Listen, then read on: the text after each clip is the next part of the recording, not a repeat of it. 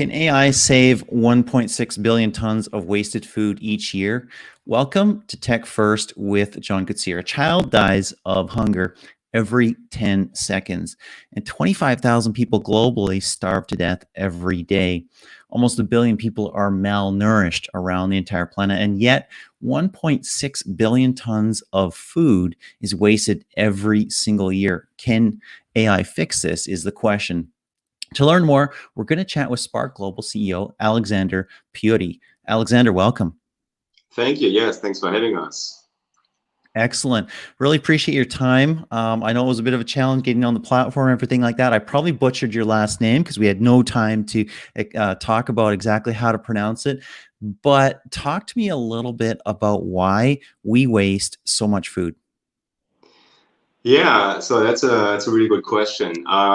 If you look at the supply chain, there's a lot of oversupply, going from A to B, basically. Yeah, people want to have, lots of stock of food, just to make sure that you as a consumer have access to the food you like.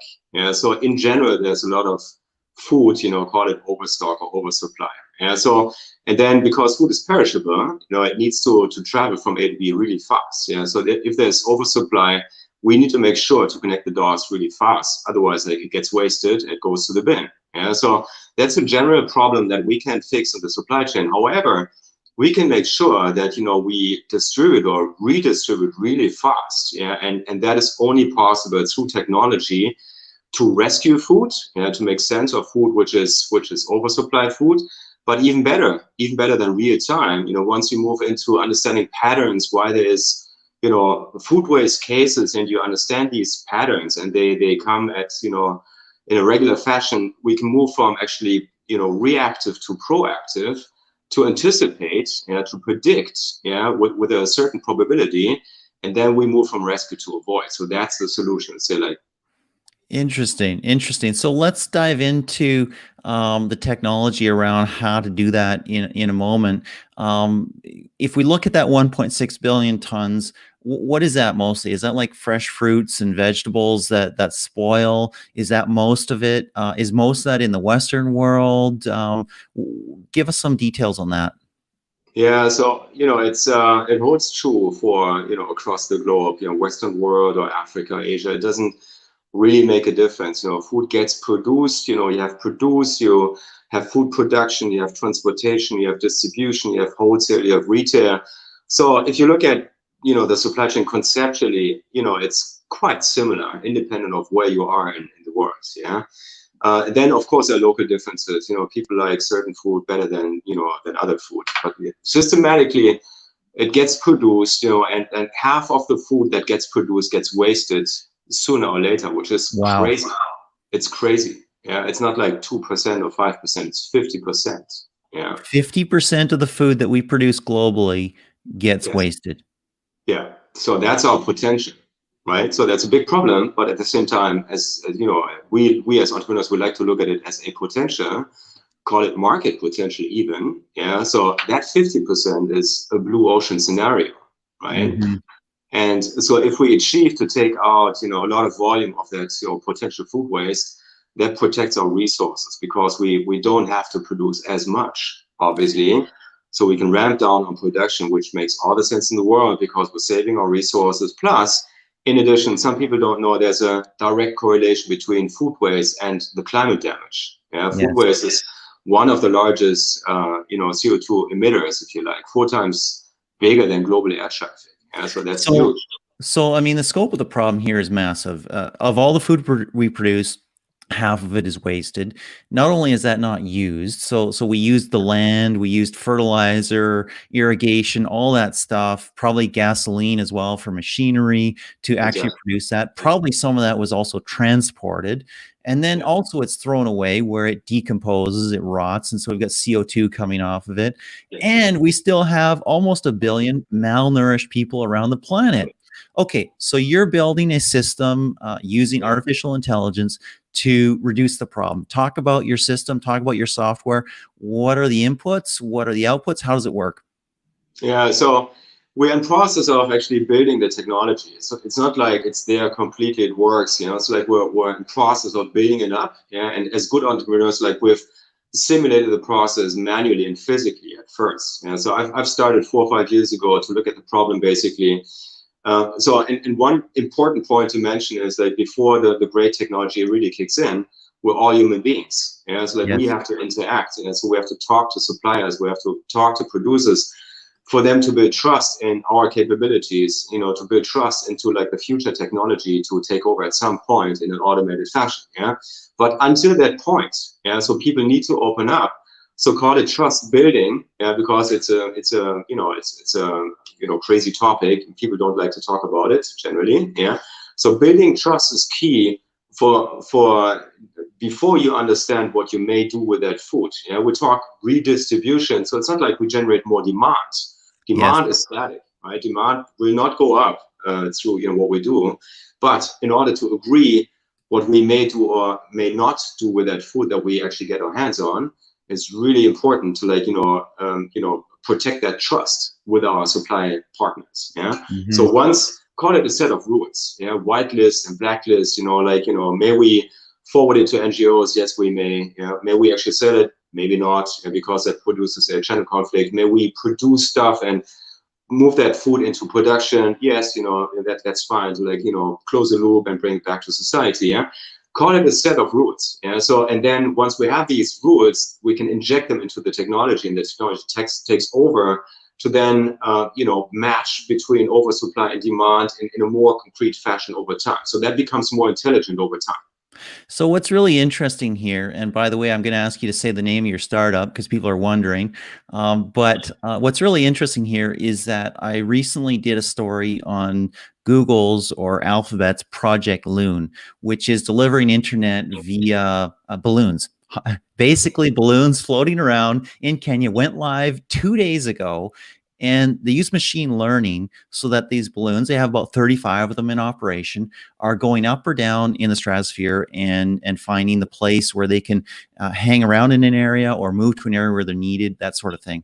The machine learning is needed because it's a complex process and there's a lot of variables, and no one person can do that or handle that in real time. So that's what makes me interested in what you're talking about, because we're talking about processes that involve literally tens of millions of producers, Yeah. probably similar numbers of people in distribution, and literally billions of people who are consumers. And so you clearly need some level of very sophisticated technology to handle that. So tell everybody what your startup is called and talk a little bit more about your technology. Yeah, so our startup is called SPRK.Global. It's SPRK.Global. And that's also our domain, and you might want to look it up. So SPRK.Global is the company's name. Now, talking about, you gave a great example, by the way, right? And to showcase, complexity of a given problem in a very simple fashion, right? And this is what we need to achieve also. And because we can all relate to food, food is part of our daily lives, and like we consume food, it's an emotional topic we can all relate to. Yeah? However, when technology kicks in, as you mentioned, there's like, a multitude of demand options where we can put stuff. Yeah, and we have to agree like where it makes sense. Yeah, so thousands of NGOs, they qualify as demand partners, yeah, because they're chronically undercapitalized, underfunded, they have very limited budgets basic, but they all deal with food, on a daily basis, because they're running schools and canteens and kindergartens and places for the elderly, and they all deal with food in a large volume, right? And so my observation is and I've been talking to these guys like for 4 or 5 years, they purchase food in a very normal fashion. They don't get discounts. Yeah, so they just go to a wholesaler or retailer, purchase whatever they need. Yeah, so they're disadvantaged in that sense because they clearly don't have the budgets to invest into good quality food. Yeah, so if we connect the dots, like conceptually, and say like, well, what if we distributed this food oversupply to the folks in need, to the NGOs, yeah, and they become a volume partner, yeah, which makes all the sense in the world. Plus, we're saving the money because we get our hands on that food for free almost, yeah. So we can still sell it, but at a major discount because we're a for-profit impact venture, we need to make money. We do have a business model in order to scale the impact. But we give the food at a discount to the NGOs, and they're happy because it's saving half of the money they used to spend on that food. Yeah, so Right. win-win-win situation. Yeah, so this is how we think about the solution. Without generating channel conflicts. Yeah, to be transparent to our supply partners because they need to approve. Yeah. Yes. While making sure we don't waste as crazy as before. Yeah, so that set of rules we talked about earlier is very important. Yeah, to make sure we are transparent, we produce a win-win effect. Yeah, plus we help people like NGOs to do a much better job, to invest into better quality foods, to nourish the society. Yeah, interesting. So you are starting, if I'm not mistaken, on citywide solutions, and talk about you talked about that and how that works. How can you scale that up over time to maybe countrywide and maybe even international solutions? Yeah, so to give you one example, it's not like we want to reinvent the wheel, right? So there are parties, there are transactions, there's a lot of food basically. So we just make sense of what's there and try to be a little smarter by injecting technology. But we don't create a new market. It's not like we create a new marketplace, for example. We just connect the dots in a better way, faster way, more meaningful way. Yeah. But when you look at food banks, for example, NGOs, they don't have access to technology. Yeah, so they just have a phone or they have an Excel sheet. They call the 3, 4, 5 people they know, and the bottleneck is time. Yeah. So if we automate that process and do the job for them, basically, we can onboard them onto our platform later on.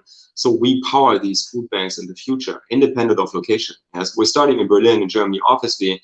But what stops us to do the same job in New York and San Francisco, like in Asia? Yeah, to onboard these NGOs, give them a home from a technology point of view, make sure our technology captures their requirements basically while onboarding the supply chain. Yeah, and you get the concept. It's like one big platform. Call it Amazon of food oversupply, if you like. I love that. I love that. I mean, we've seen over the past few years that we've seen SaaS solutions for every vertical. But you're absolutely right. The kinds of small local organizations that run food banks don't have a lot of technology. Right. I've never heard of somebody building a tech platform for them. And if they had that for inventory and stock and other things that was shared, well, guess what? In Berlin, they have an oversupply. In Frankfurt, they have too little. They can share. And when it's reversed, they can share back and forth and internationally at some point as well. Yeah. And in addition, to give you another example, like from a commercial point of view, if you are, let's say, a large food retailer, yeah, and you have hundreds of supermarkets, right, like that you ship to, yeah, even those don't have the the means to understand like who's oversupplied, who's undersupplied. Yeah, even those Yes. guys we can onboard, give them like a walled marketplace that only is visible for them. It's not transparent for the public. Yeah, but we can also onboard commercial players and help them shift stuff from A to B, which is not possible right now. Yeah, and all these examples talk to use cases we've seen firsthand. So like we move in, like we look behind the curtain, like we understand their problems basically, and none of these guys is capable enough to like build such a superior comprehensive technology by themselves. And these are Yes. very big players, yeah, but they don't have access to something that cuts across the supply chain. Yeah, so that marketplace is not in place yet. Yeah, we together have the opportunity to build such beautiful technology to make them more efficient, to help them make better decisions. Yeah, to drive down overproduction, as we called it out, like in the beginning of the talk, to say like 50% oversupply. That's crazy. Yeah. Plus, it's adding costs to like the supply chain, to society, to the planet. Yeah. So it sounds conceptually easy to drive that down, but that's our mission, together with you guys in the supply chain, to start in Berlin, build a powerful solution and roll it out to the world. It's a really, really big vision because in order to make it work, You need to connect with a lot of local dots, a lot of local providers, suppliers, the NGOs that you talked about, the retailers that you talked about, everything else like that. It's a really, really big vision, and being able to connect everybody, or at least a significant percentage of people, will help enable that. Now, you're in a startup challenge, which I think is billed as the world's largest startup competition. It's the Extreme Tech Challenge. Tell us a little bit about that and how you got involved. Yeah, so that's a wonderful story. It happened by accident, if you like. So I know some folks at Samsung in Germany. We've done projects together, and they mentioned Extreme Tech Challenge last year and said like, well, Spark sounds interesting. You should really apply. And so we did, and we had no idea. We said like, well, one of like 2,400 something startups from across the globe, and they're all innovative, and they have a great concept, and Silicon Valley and Israel and like whatnot in Germany, right? And so we applied, and we had no idea, and surprisingly we made first place in the category called Smart Cities and Transportation. Yeah, and what surprised us is our concept, and obviously we're starting in Berlin, but obviously is relevant to people out there, even in the US. And we said like, do we come across as something exotic from Europe? Yeah, because we, sometimes Europeans are looked at, somewhat crazy and different and, like special. And they said, no, it's a global problem. It's it's a global problem. Like, we like your concept and we want you to push ahead and, succeed basically, and to come to the US at some point. Yeah, because it's not a crazy exotic European problem. No, it's a global problem we recognize. And we think you have something that might apply to, the globe. Yeah. So go ahead, and this is why we became, we made first place, which is an honor. Yeah. Very good. Very impressive. I believe you're one of 7 finalists now, and you're going to be pitching Jerry Yang, obviously Yahoo, and an internet legend. Also some top Samsung executives and a few others. I believe Tim Draper of Bitcoin and venture capital fame is there as well. Excited about that? Yeah, totally excited. I mean, like, my background is like I've been in digital marketplaces for most of my life, and I'm a nerd, if you like. I'm a techie, a tech guy, and we sold our company to Yahoo. This is a long time ago, and so I worked for Yahoo for many years after the acquisition. But I never met Jerry Yang, right? Like I knew of him, of course, yeah, but we never really met in person. And now through the Extreme Tech Challenge, we connected and we're shooting emails back and forth, and that's wonderful to get access to these very established, great minds, and to get behind the case and push impact startups like ours. It's just beautiful to observe. Wonderful. Emailing Jerry Yang back and forth. Very, very good. Excellent. Well, thank you so much, Alexander, for joining us. Yeah, thank you. Thanks for having us. Thanks for your interest. Excellent. All the best. Bye-bye. Greetings from Europe. Yeah, it was a real pleasure. Everybody else, thank you for joining us on TechFirst. My name is John Koetsier. I really appreciate you being along for the ride. Hey, whatever platform you're on, please like, subscribe, share, or comment, maybe all of the above. If you're on the podcast later on, rate it and review it. That'd be a massive help. Thanks. Until next time, this is John Koetsier with TechFirst.